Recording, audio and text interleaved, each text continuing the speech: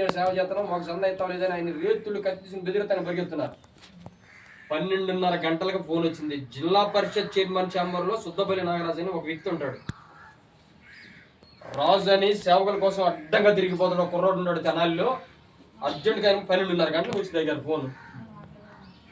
వెంటనే ఎవరన్నా, అయ్యా పలానా అబ్బాయి అంటాడు, సౌదీలో చిన్న పని చేసుకుని ఇక్కడికి వచ్చి దేవుడు పని చేసుకుంటున్నాడు మా హిందువుల మధ్య.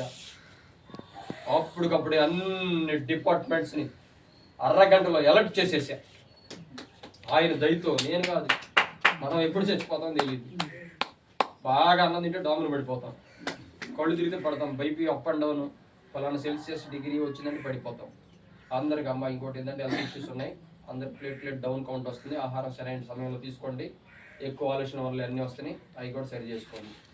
యేసు నామములో యేసయ్య రాజ్య స్థాపన భూమి మీద జరుగును గాక, సంఘాలు వర్ధిల్లును గాక, సేవకులకు ప్రాణ రక్షణ ప్రపంచ దేశాల్లో కలుగును గాక, మీ అందరు ఆత్మ ముందుకు మహిమదేలతో నా యేసయ్యను చూసును గాక, సర్వ సృష్టి సంపదలన్నీ మీ దగ్గరికి దేవుడు ఇచ్చును గాక, యుగ యుగాలు నా యేసుతో మీ అందరు ఉండును గాక. సమయం ఇచ్చిన మీ అందరికి, అయ్యగారు డ్యూటీ అయ్యగారికి ప్రత్యేకమైన వందనాలు. ఆ చిన్న సేవకులు మీకు మరి ముఖ్యంగా వందనాలైనా. మీ అందరి సేవని మీకు ఉన్నదాన్ని ప్రోత్సహించండి. 3 పూటలు అన్నం తింటాం, ఒక పూట అన్నం అనుకుని సేవ పెట్టండి. మీకు 3 నెలలు సరిపడ దేవుడు ఆయన్ని ఇస్తాడు. ఆయన ఆశీర్వదించగా ఆపుకోడు ఎవడు ఉండడు. మా చిన్న ఆయన కలెక్టర్ గారు, చెప్పకూడదు, ఒక ఆయన డాక్టర్లు ఇద్దరు. మా నాన్న రైల్వే ఆఫీసర్ కూడా వచ్చేసాడు. వ్యవసాయ కూలి, వ్యవసాయం చేసేది. నేను ఫస్ట్ నుంచి పోరాటంతో ఊరి దగ్గరికి వెళ్ళి ఉద్యోగం ఏమని అడగల.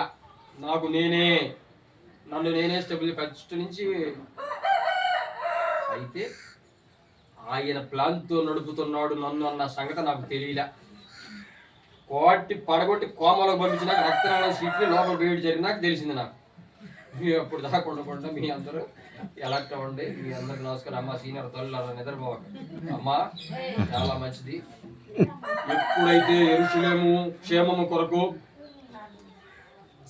సంఘం డెవలప్మెంట్ కోసం ప్రార్థన చేస్తామో ఆటోమేటిక్గా డెవలప్ అయిపోతాం. నేను చాలా చదువుకున్నా, అని చెప్పకూడదు.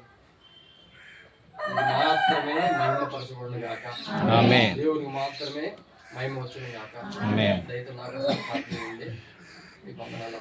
హల్లెలూయా.